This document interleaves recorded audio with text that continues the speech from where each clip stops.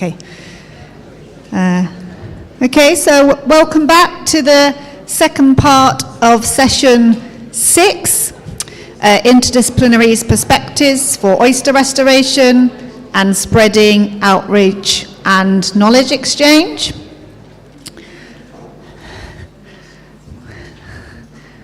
Okay, so it's my pleasure to invite the first speaker of this next session, Bernadette Pagoda, who is going to be talking about optimizing oyster reef habitat restoration, collaborations across demonstration sites in France and Germany within the ClimaRest project.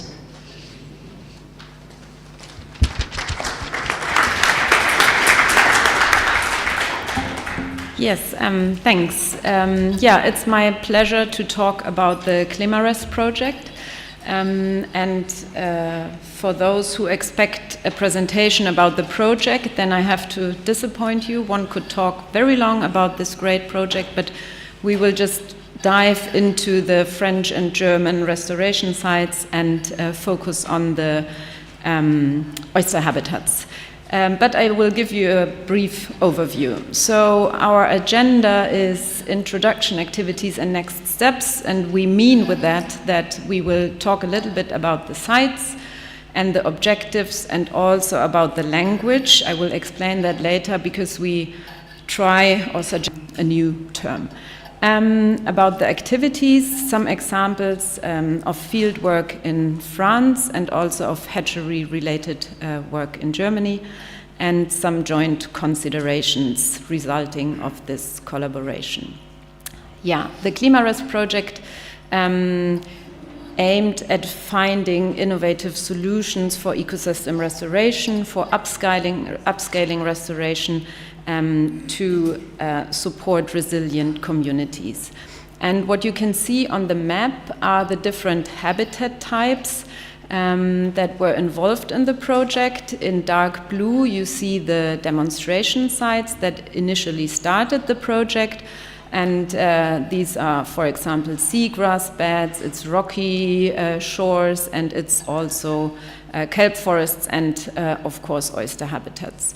And then during the course of the project, replication sites were invited to join, and that is the lighter blue dots on the map, and France kindly invited us to be the replication site for their oyster restoration. So in France, it was mainly the Bay of Brest and Quiberon, and in Germany, it was activities in Borkum Reef Ground and Helgoland. So when we try to characterize the sites, we see that we both, France and Germany, have a history of overfishing and collapse of native oyster beds. We both have a substrate limited area, and for Germany also a recruitment limited area. So I'm sure most of you are familiar with the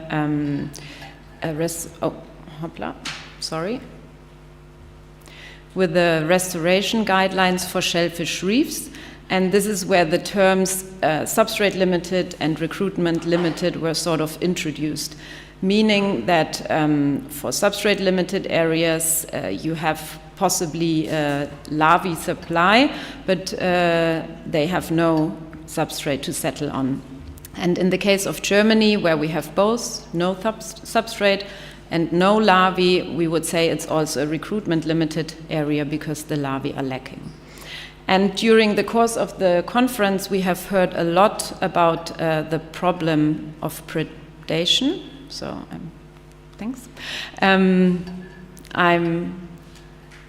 have heard a lot about predation. I don't know if it's my fault. I just clicked the same arrow, so put it away. And this predation problem is really something that we also in France and Germany have in common, and that is really a limitation to our restoration success.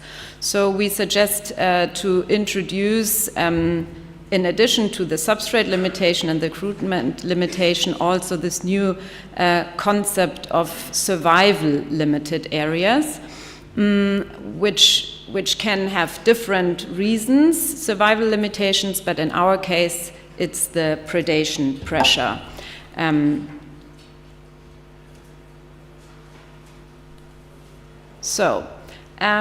What can we do about it? We see that restoration requires the use of substrate, it requires hatchery-produced seed when you have a recruitment limitation, and for the survival limitation, in the case of predation, there are design requirements for predation management. Some of them were already mentioned, for example, by Martin and also by Stefan when he talked about the eco-modules. The design was driven by that predation problem. So, summarizing the objectives and putting it all together, what we need is that against the different background of different directives and the restoration regulation, we want to enhance habitat structure through 3D reef units, for example. We want to enhance biodiversity. And by doing that, we also have to take care of increasing the survival of our oysters and reducing predation.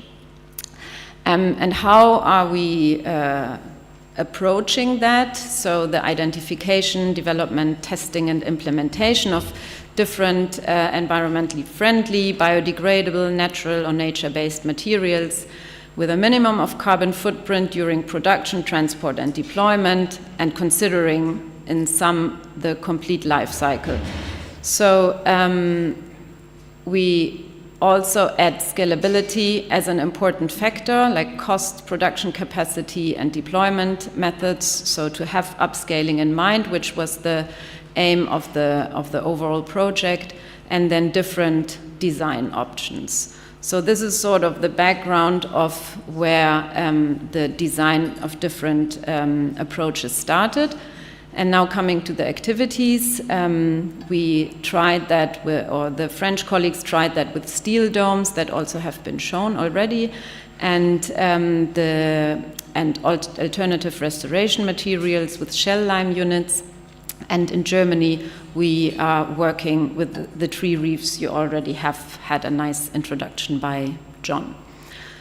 So looking again quickly at the background, so predation in France is mainly driven by oyster drills, predation in Germany mainly driven by brown crabs. In France, it was possible to test materials like steel. In Germany, that was not possible, so in the MPAs, we have strict regulations and need to go more in the direction of natural materials. In France, there is natural spat collection possible. In Germany, not, and we need the hatcheries for producing spat.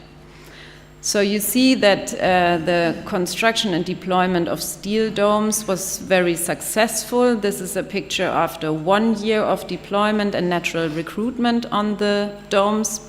And it resulted in up to 300 oysters per dome after that first year. And you see on the left side of the graph that the treatment on steel with quicklime, traditional technique in France, where also the coupelles are covered with, had a significant effect and in the settlement density. So we conclude that these domes are an efficient short-term tool to stabilize and rehabilitate a declining broodstock population, and that they are an intermediate solution to support the recovery, but maybe not a long-term solution in like marine protected areas with strict regulations. But nevertheless, an interesting approach that you can also see the distances between the domes, and the calculations showed that 10-meter distance of the lime domes result in an equivalent stage 4 oyster habitat, and with that I'm referring to the table that was also shown in Stefan's publication.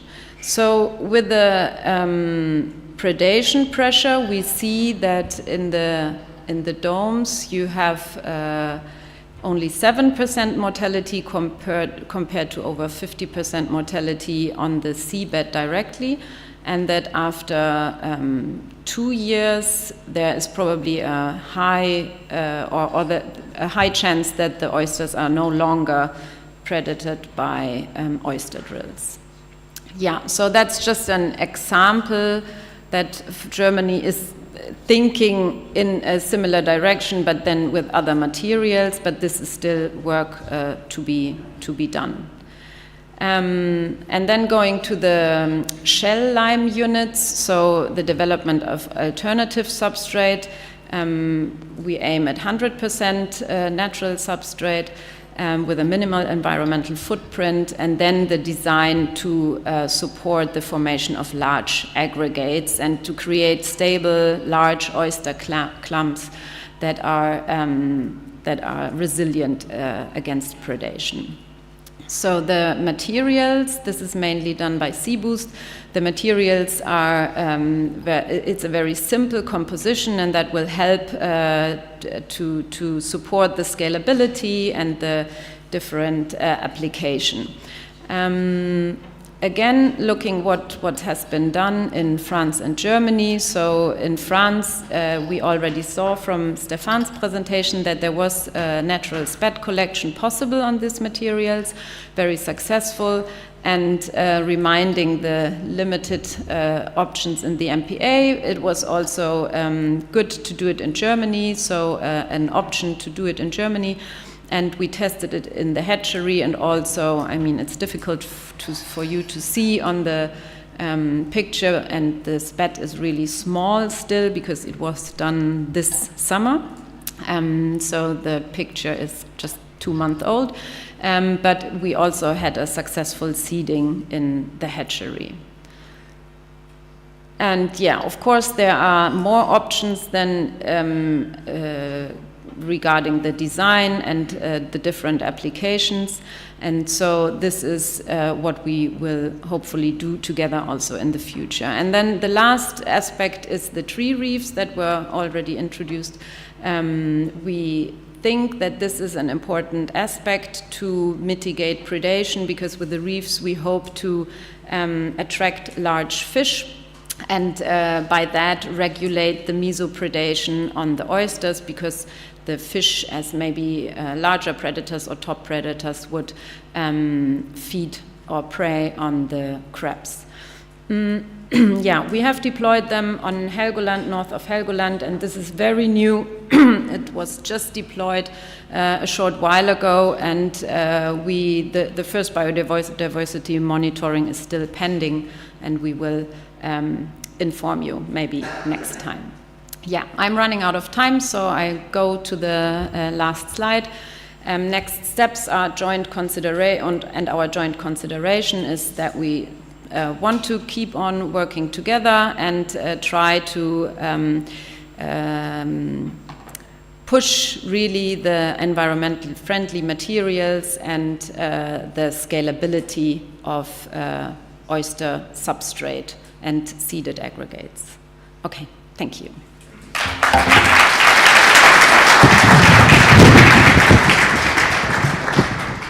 Thank you very much, Bernadette. We've got time for one question. Does anyone have a question for Bernadette? Yes.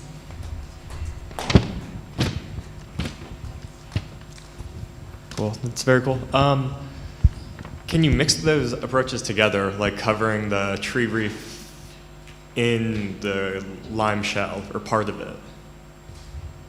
Like things like that, like where you have those different materials interacting. Yeah, of course, that's an option. We just have to see in which sites we are working and with what technology. So we are also thinking about using wood in the hatchery, and then of course it's an option to test if you add quicklime to the wood, cover the wood with it, that you get better results. And yeah, there has been work already on the feasibility of seeding oysters on wood, and they were not so successful, but that was maybe also due to the form that have been used in the past. So Béranger, our colleague, has done it together with Stefan as well. So I think it's an ongoing work, because we know that historical spat collection was often done with wood. Yeah. Thank you very much. We're going to move on, so ask any more questions in the lunch with Bernadette. Now we have Annette. Oh, sorry.